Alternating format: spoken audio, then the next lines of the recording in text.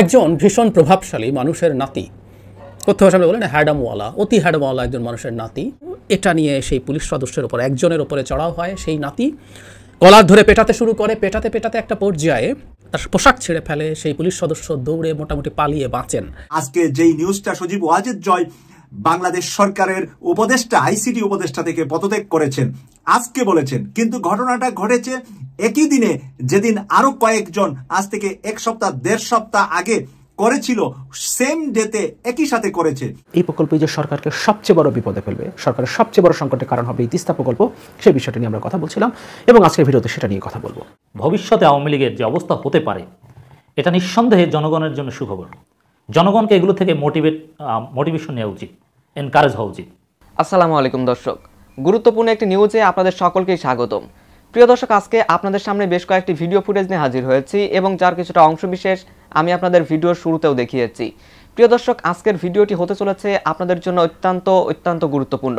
কেননা দর্শক, আজকের ভিডিওতে যে সমস্ত তথ্যগুলো নিয়ে আলোচনা করা হয়েছে সেই তথ্যগুলোতে সমসাময়িক বিষয় নিয়ে আলোচনা বা পর্যালোচনা করা হয়েছে। তো প্রিয় দর্শক, আমি আশা করছি আপনারা ভিডিও শুরুটা দেখেই সেটা বুঝতে পেরেছেন। দর্শক, আমি আর বেশি কথা বাড়াবো না, আপনাদের সরাসরি সবগুলো ভিডিও দেখাবো। তবে ভিডিওগুলো দেখানোর আগে বলি, যারা এখনও চ্যানেলটি সাবস্ক্রাইব করেননি সকলে চ্যানেলটি সাবস্ক্রাইব করে পাশে থাকা বেল আইকনটি বাজিয়ে দিবেন। আর যারা ইতিমধ্যেই সাবস্ক্রাইব করে গেছেন তাদের সকলকে অসংখ্য ধন্যবাদ। তো চলুন একটি লাইক দিয়ে আমরা ধারাবাহিকভাবে সবগুলো ভিডিও দেখে আসি।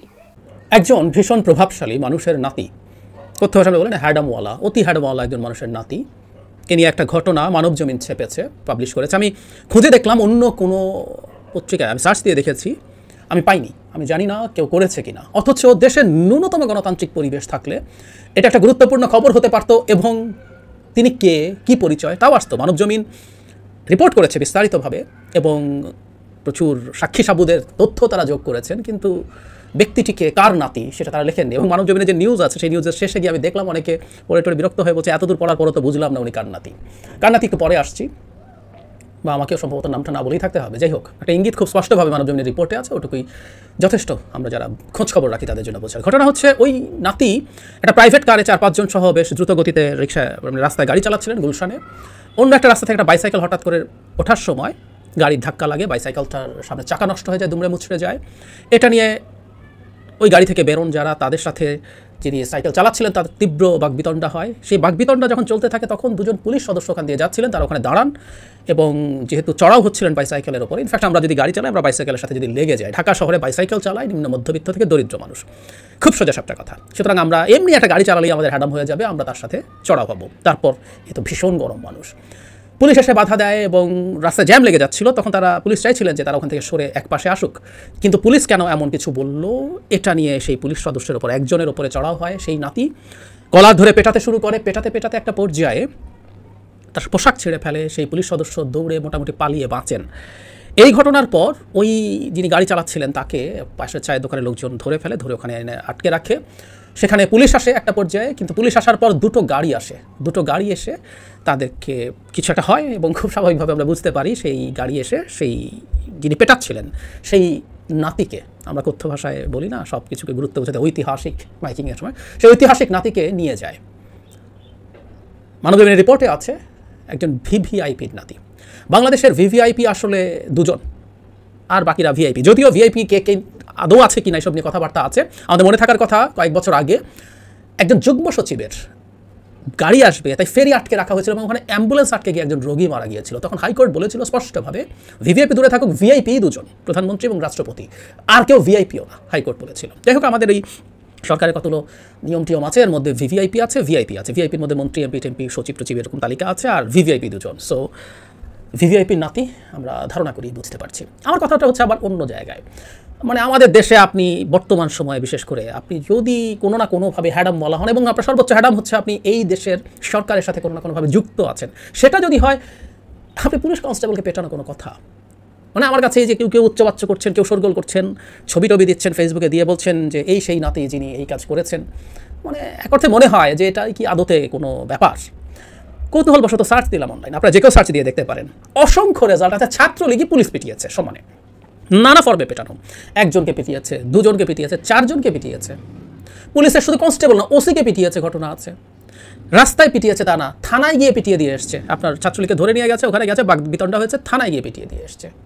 মানে নানা ফর্মে পুলিশকে ছাত্রলীগই পিটিয়েছে এই সরকার ক্ষমতায় আসার পর। অসংখ্য, যে কেউ সার্চ করুন, আমি কিছু আপনাদেরকে এখানে দেখালাম, আপনারা যে কেউ সার্চ করে দেখুন কি পরিমাণ পাওয়া যায়। জাস্ট আমি এক সার্চে এতগুলো পেয়েছি, আমি আর অনেক বেশি দেখাতে চাইনি, জাস্ট কিছু স্যাম্পলের জন্য কিছু দেখালাম। সুতরাং ছাত্রলীগ করার হ্যাডামও যদি আপনার থাকে, আপনি পুলিশ পেটাতে পারেন রীতিমতো ওসি টসি সহ। সেখানে ভিভিআইপির নাতি যদি হয়, তার হ্যাডামের পরিমাণ তো আমরা বুঝতে পারি। তিনি কনস্টেবল পেটাবেন, আরও বড় বড় অফিসার টফিসার যে কেউকে পিটিয়ে দিতে পারেন, যে কেউকে পিটিয়ে দিতে পারেন। আমাদের দেশে আমি অনেক সময় একটা কথা বলি, একটা সমাজ যখন, একটা রাষ্ট্র যখন আইনের শাসনে চলে না, একটা রাষ্ট্র যখন আইন মানে না, রাষ্ট্রে যখন মগের মূল্যকে পরিণত হয়, তখন আসলে রাষ্ট্র চলে হ্যাডাম দিয়ে। যে যতটুকু হ্যাডাম যে কোনো ফর্মে অর্জন করতে পারেন। ওই যে বললাম, আপনার টাকা আছে, এটাও হ্যাডাম। আপনি গাড়ি চালান, আপনি বাইসাইকেলের সাথে লেগেছে, আপনার দোষ হলেও আমি সাধারণ মানুষ, আমাদের অন্য কোনো এক্সট্রা হ্যাডাম নেই, কিন্তু আমি একটা গাড়ি অন করি, আমি সাইকেলওয়ালার উপরে চড়াও হবো, আমি রিক্সাওয়ালার উপরে চড়াও হবো। যে রিক্সা চালান উনি আমার চাইতে যেহেতু ভালনারেবল আছেন, তার উপর আমরা চড়াও হবো। আমি যদি কোনো সরকারি চাকরি করি, গাড়ি উল্টা দিকে চালানোর প্র্যাকটিস আমরা দেখেছি না, সরকারের আমলারা, পুলিশের হাই অফিসিয়ালসরা উল্টো দিকে গাড়ি চালাতো। হ্যাডাম আছে, আপনি চাকরি করেন, বড় চাকরি করেন, এবং যেহেতু এখন সরকার প্রশাসনকে দিয়ে ক্ষমতায় আছে, তাই তাদের বিরাট হ্যাডাম। আপনি বড় ব্যবসায়ী হন, হ্যাডাম। আপনি সরকারের অলিগার্ক হন, হ্যাডাম। আপনি ক্ষমতাসীন দলের কোনো পদে থাকেন, আপনি ক্ষমতাসীন দলের এমপি হন, মন্ত্রী হন, কিংবা ভিভিআইপি হন, আপনার অকল্পনীয় রকম হ্যাডাম তৈরি হবে, আপনি যা কিছু তা করতে পারেন। সুতরাং মগের মূল্যকে এটাই হয়, সে সেটার ভিত্তিতেই তার সক্ষমতা দেখায়, সেটার ভিত্তিতেই সে তার সক্ষমতা দেখাতে হয়। এটাই সমাজে তার আসলে মানে তার শক্তি যেহেতু এস্টাবলিশ করে, এটাই সমাজে তার টিকে থাকা এবং সমাজের কাছ থেকে কিছু পাওয়াটা নিশ্চিত করে। এই প্রকল্প যে সরকারকে সবচেয়ে বড় বিপদে ফেলবে, সরকারের সবচেয়ে বড় সংকটের কারণ হবে এই তিস্তা প্রকল্প, সেই বিষয়টি নিয়ে আমরা কথা বলছিলাম এবং আজকের ভিডিওতে সেটা নিয়ে কথা বলবো। তিস্তা চুক্তির কথা আমরা জানি, বছরের পর বছর ধরে ভারত এটা ঝুলিয়ে রেখেছে, ভারত চুক্তিটা করছে না, এবং বর্তমান ক্ষমতাসীনরা তো 15 বছরের বেশি সময় ধরে ক্ষমতায় আছে, কিন্তু তারাও আসলে যেহেতু ভারতকে খুশি করতে চায় না, তাই যে চুক্তিটা আসলে ভারত করতে চাইছে না, সেই চুক্তির ব্যাপারে তারাও কখনো ভারতের সাথে নেগোসিয়েশন করতেই যায় না আসলে।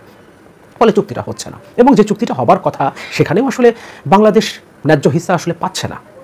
তারপরেও আমরা চুক্তিটা চেয়েছিলাম, কিন্তু এই চুক্তিটা ভারত করেনি, এবং আমাদের বর্তমান ক্ষমতাসীন সরকার যেহেতু ভারতের তাবেদারি করেই 2014 সালের পর থেকে ক্ষমতায় টিকে আছে অবৈধভাবে, সুতরাং তারা কখনোই ভারতকে খুশি করতে চায়নি এবং এই চুক্তি নিয়ে তারা কখনোই ভারতকে চাপ দেয়নি। এরপর যেটা হলো, চীন এই প্রকল্পটা নিয়ে আসলো, তিস্তার এই প্রকল্পটা তারা সমীক্ষাটা করলো, এবং তারা 2 বছরের বেশি সময় আগে থেকে এই প্রকল্পে ইনভেস্টমেন্টের জন্য তারা আগ্রহ প্রকাশ করে আসছে। তারা কতটা আগ্রহী সেটা আমরা বুঝতে পারি। নির্বাচনের আগে চীনের রাষ্ট্রদূত ইয়াওয়ান ঘোষণা করেছিলেন, আওয়ামী লীগ যদি আবার ক্ষমতায় আসে, শেখ হাসিনা যদি আবারও প্রধানমন্ত্রী হন, যদি তারা সরকার গঠন করে, তাহলে খুব সহসায় নির্বাচনের পরে নতুন সরকার গঠিত হলেই তারা তিস্তা প্রকল্প কাজ শুরু করবে। নির্বাচনের পর প্রথম যখন ইয়াওয়ান চীনের রাষ্ট্রদূত সাক্ষাৎ করতে গেলেন পররাষ্ট্রমন্ত্রীর সাথে, সেখানেও তিনি বৈঠকের পর সাংবাদিকদের জানালেন যে খুব সহসায় চীন এই প্রকল্পের কাজ শুরু করতে যাচ্ছে। এবং এতদিন পরে এসে আমরা জানতে পারলাম ভারতও এখন এই প্রকল্পে ইনভেস্ট করতে আগ্রহ প্রকাশ করছে। বিনয় কৈত্রে এসেছিলেন, ভারতের পররাষ্ট্র সচিব, তিনি পররাষ্ট্রমন্ত্রীকে এই কথা জানিয়ে গেছেন। এবং এই প্রকল্পটা নিয়ে 2 বছরের বেশি সময় আগে থেকে কিন্তু আলোচনা হচ্ছে, চীন আগ্রহ প্রকাশ করেছে প্রকল্পটা করার ক্ষেত্রে, কিন্তু বাংলাদেশ সরকার এই ব্যাপারে গ্রিন সিগন্যাল দিতে পারছে। তারা বিভিন্ন সময় আমরা দেখেছি চীনের প্রকল্পটা করবে এই ধরনের একটা বার্তাও কিছুটা দেওয়ার চেষ্টা করেছে, আবার সেই জায়গা থেকে সরে এসছে যখন ভারতের চোখ রাঙানি তারা দেখেছে।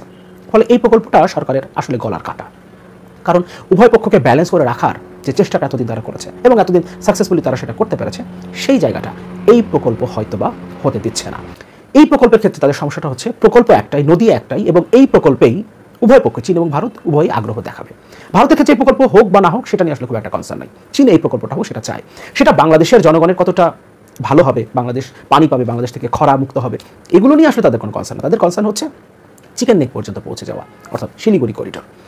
এবং ভারতের কনসার্ন হচ্ছে এই শিলিগুড়ি করিডোরের কাছাকাছি যদি চীনের ফুটপ্রিন্ট চলে যায়, তাহলে সেটা তাদের 7 সিস্টার্সেরকে বাঁচিয়ে রাখার ক্ষেত্রে, অর্থাৎ তাদের সার্বভৌমত্বের জন্য একটা হুমকি, তাদের ইন্টারনাল সিকিউরিটির জন্য একটা হুমকি। এবং আমরা অবশ্যই চাই না কোনো দেশের সার্বভৌমত্ব বিনষ্ট হোক, তাদের ইন্টারনাল সিকিউরিটি বিনষ্ট হোক, কিন্তু ভারত হয়তোবা ভুলে গেছে যে সরকারকে তারা এতদিন সহযোগিতা করে অবৈধভাবে ক্ষমতায় বসিয়ে রেখেছে, সেই সরকার যে কোনো সময় যে কোনো দিকে সরে যেতে পারে। তাদের যদি প্রয়োজন হয় তারা চীনের দিকে ঝুঁকে যাবে, যখন প্রয়োজন হবে তারা ভারতের দিকে ঝুঁকে যাবে। সুতরাং ভারতের সার্বভৌমত্ব, 7 সিস্টার্সের নিরাপত্তা, তাদের ইন্টারনাল সিকিউরিটি শেখ হাসিনার সরকারের আমলেই সবচেয়ে বেশি থ্রেটের মধ্যে আছে। হয়তো এখন পর্যন্ত ভারত সেটা বুঝতে পারছে না, হয়তো অনুধাবন করতে পারছে না, কিন্তু সামনের দিনগুলোতে যদি এই সরকার ক্ষমতায় টিকে থাকে, সেটা ভারতের জন্য আরও বড় থ্রেট তৈরি করবে। এই প্রকল্পই তার উদাহরণ। এখানে চীন ঢুকে যাচ্ছে হয়তোবা, আমরা এটা ধরে নিতে পারি। এর কারণ হচ্ছে চীনের কাছ থেকে সম্প্রতি $5 বিলিয়ন চেয়েছে বাংলাদেশ, এবং বাংলাদেশের রিজার্ভ $14 বিলিয়ন ঘরে চলে এসছে, এবং 3 মাসের আমদানি ব্যয় মেটানোর মতো রিজার্ভ এখন বাংলাদেশের নাই। সুতরাং এই সরকার যদি দেশ চালাতে চায়, যদি তার ক্ষমতাও টিকিয়ে রাখতে চায়, তাকে অবশ্যই চীনের কাছে যেতে হবে। এবং ইতিমধ্যে সে $5 বিলিয়ন সমমূল্যের ইউয়ান চেয়েছে, সম্ভবত 36 বিলিয়ন ইউয়ান সে এখন চেয়েছে চীনের কাছ থেকে। সুতরাং চীনের কাছ থেকে যখন সে সহযোগিতা নেবে, 36 বিলিয়ন ইউয়ান নেবে, তখন অবশ্যই চীন তাকে বলবে তুমি যখন আমার কাছ থেকে সহযোগিতা চাচ্ছ তাহলে প্রকল্পটা আমাকে দাও, এবং চান্সেস আর হাই যে এই দফায় আসলে 2 বছর ধরে এই প্রকল্পকে আটকে রাখতে পারলেও যেহেতু নতুন সরকার গঠিত হয়ে গেছে, এখন আসলে এই প্রকল্পটাকে খুব বেশি দিন ডিলে করানো সরকারের জন্য খুব কঠিন হয়ে পড়বে। আজকে ইত্তেফাকে একটা নিউজ এসেছে সজীব ওয়াজেদ জয়কে নিয়ে। প্রিয় দর্শক, এই নিউজ বহু পুরাতন, কিন্তু আজকে কেন ইত্তেফাক প্রকাশ করলো? কারণ সরকার আজকে প্রকাশ করেছে। প্রিয় দর্শক, আমি সেই নিউজটার এগেনিস্টে ভারতের থেকে ইংরেজি পত্রিকা নর্থ ইস্টে যে রিপোর্টটা করেছে সেই রিপোর্টটা আমি বাংলায় ট্রান্সলেট করে আপনাদের সামনে তুলে ধরছি। এতে করে আপনারা পরিষ্কার হবেন ইত্তেফাক বা অন্য কোনো পত্রিকায় আজকে যেই নিউজটা সজীব ওয়াজেদ জয় বাংলাদেশ সরকারের উপদেষ্টা আইসিটি উপদেষ্টা থেকে পদত্যাগ করেছেন আজকে বলেছেন, কিন্তু ঘটনাটা ঘটেছে একই দিনে যেদিন আরো কয়েকজন করেছিল, সেম ডেতে একই সাথে করেছে। নর্থ ইস্ট পত্রিকায় থেকে, ভারতীয় পত্রিকা থেকে আপনাদের সামনে তুলে ধরছি রিয়েলিটিটা কি। বাংলাদেশের সাথে জড়িত দুটি আপাত দৃষ্টিতে সংযোগহীন বিষয় আজ আবির্ভূত হয়েছে। নর্থ ইস্ট পত্রিকা ইংরেজি সংবাদটা আমি গুগল ট্রান্সলেট করেছি, এই জন্য ভারতীয় বাংলা হবে এটা।